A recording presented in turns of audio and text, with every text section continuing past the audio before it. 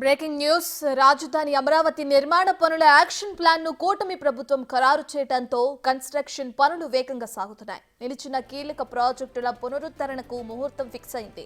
December 15న MLA, MLC, IAS క్వార్టర్ల సహా నిర్మాణ పనులన్నీ పునఃప్రారంభం కానున్నాయి. వీటిని 9 నుంచి 24 నెలల్లో పూర్తి చేసేలా కార్యాచరణ నిర్ణయించింది. ఇందుకోసం అన్ని విభాగాలతో సమన్వయం చేసుకుంటూ ముందుకు తీసుకెళ్లే బాధ్యతలను సిఆర్డీఏకు అప్పగించింది. వచ్చే నెల 15న కీలకమైన పలు భవన నిర్మాణాలు, ఎల్పీఎస్ ఇన్ఫ్రా పనులను తిరిగి ప్రారంభించనున్నారు. 731 కోట్ల వ్యయంతో గతంలో టెండర్లో ఖరారు చేసిన ఈ భవనాల నిర్మాణం ఇప్పటి వరకు దాదాపుగా 74% వరకు పూర్తయింది. అయితే వీటిని బహుళ అంతస్తులుగా నిర్మాణం చేయనున్నారు.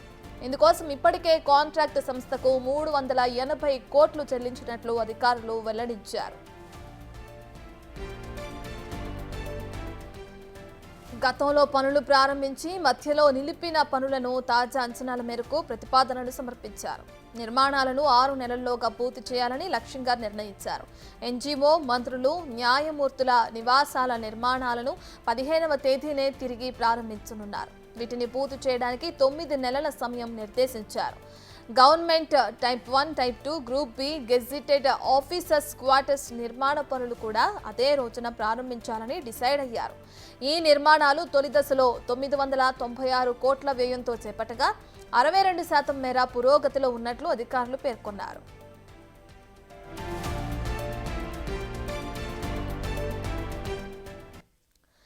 టీడీపీ ప్రభుత్వ హయాంలో గతంలో 20,482 ఎకరాల విస్తీర్ణంలో 67,912 ఫ్లాట్లలో 12,629 కోట్ల వ్యయంతో 12 జోన్లలోనూ పనులు మొదలుపెట్టారు. ఇక తాజా నిర్ణయం మేరకు ఎల్పీఎస్ ఇన్ఫ్రా పనులను 2 దశల్లో చేపట్టనున్నారు. ఈ పనులను 2 ఏళ్ల కాలంలో పూర్తి చేసేలా ప్రభుత్వం డెడ్లైన్ ఫిక్స్ చేసింది. డిసెంబర్ 15న అమరావతి నిర్మాణంలో బిగ్ డేగా నిలవనుంది.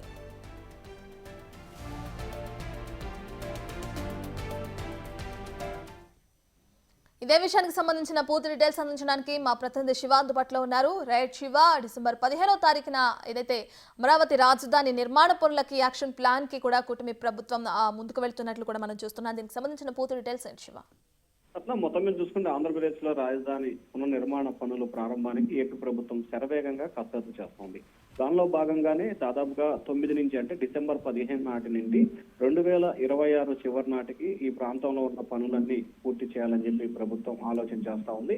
ఇప్పటికే ఐకాన్ టవర్స్, సెక్రటరేట్, అసెంబ్లీ, అలాగే హెచ్ఓడి భవనాలు, MLA quarters, MLC quarters, IAS, IRS quarters, అలాగే న్యాయమూర్తుల క్వార్టర్స్, వీటన్నిటికి సంబంధించి కూడా దాదాపుగా 65 నుంచి 84% వరకు కూడా పనులన్నీ పూర్తయిన పరిస్థితి కనిపించింది. దాదాపుగా సరాసరి మొత్తం మీద చూసుకుంటే 74% వరకు కూడా పనులన్నీ పూర్తయిన పరిస్థితి కనిపించింది. ఈ నేపథ్యంలో వీటన్నిటి కూడా కట్ ఆఫ్ పీరియడ్ ని పెట్టాలని చెప్పి ప్రభుత్వం నిర్ణయం తీసుకుంది. దానిలో భాగంగానే డిసెంబర్ 15న ఏపీ ప్రభుత్వం అమరావతి రాజధాని నిర్మాణ పనులకు సంబంధించి బిగ్ డేగా శ్రీకారం చుట్టింది. డిసెంబర్ 15వ తేదీ నుంచి 2026 డిసెంబర్ 25వ తేదీ వరకు కూడా రాజధాని నిర్మాణంలో ఉన్న పనులన్నీ పూర్తి చేయడానికి ప్రభుత్వం ఒక కార్యాచరణ రూపొందించింది. ఇటీవల ఏపీ అసెంబ్లీ సమావేశాల్లో కూడా చంద్రబాబు ఏ పని ఎప్పుడు ప్రారంభమవుతుంది, ఏ పని ఎప్పుడు పూర్తవుతుంది అనేది కూడా డేట్ తో సహా వెల్లడించిన పరిస్థితి కనిపించింది.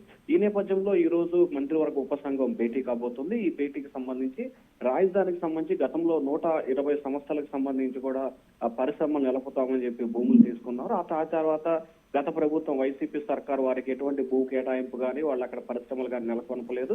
ఈ నేపథ్యంలో మళ్ళీ కూటమి ప్రభుత్వం అధికారులకు రావడంతో మరొక 115 సంస్థలకు సంబంధించి కూడా అమరావతిలో తాము సంస్థలు నెలకొల్పుతామని చెప్పి భూములు కేటాయించాలని చెప్పి ప్రభుత్వానికి అర్జీలు పెట్టారు. సో ఈ నేపథ్యంలోనే మంత్రివర్గ ఉపసంఘం సాయంకాలం 4 గంటలకి ఏపీ సెక్రటరియట్ లో మున్సిపల్ శాఖ మంత్రి నారాయణ నేతృత్వంలో ఈ కేబినెట్ సబ్ కమిటీ భేటీ కాబోతుంది. ఈ భేటీలో పలు భూ కేటాయింపులకు సంబంధించి, అలాగే గతంలో భూ కేటాయింపులు జరిగిన పనులకు సంబంధించి ఏ వరకు కొనసాగినాయి, వాటిని ఏం చేయాలి, ఆ పనులు ప్రారంభమైతే సరాసరి లేకపోతే భూములు వెనక్కి తీసుకోవాలని చెప్పి ప్రభుత్వం అయితే ఒక ఆలోచన చేస్తాం. దానిలో భాగంగానే ఈ నెల వచ్చే నెల 2వ తేదీ నుంచి డిసెంబర్ 20వ తేదీ వరకు గతంలో భూ కేటాయింపు జరిగిన వాటన్నింటినీ కూడా అధికారులు, ప్రజాప్రతినిధులు అలా ఇదంతా క్షేత్రస్థాయిలో పర్యటన జరిపి ఆ భూముల్లో ఎటువంటి పరిశ్రమలు నెలకొల్పితే ఎంత పర్సెంటేజ్ పూర్తయినాయి, ప్రారంభం కాబోతే ఎప్పట్లో ప్రారంభించే అవకాశం ఉందా లేదా అనే వివరాలను తెలుసుకొని ఆ భూ కేటాయింపుకు సంబంధించి కూడా కేబినెట్ Right. సబ్ కమిటీ ఒక నిర్ణయం తీసుకోబోతా ఉంది రత్న.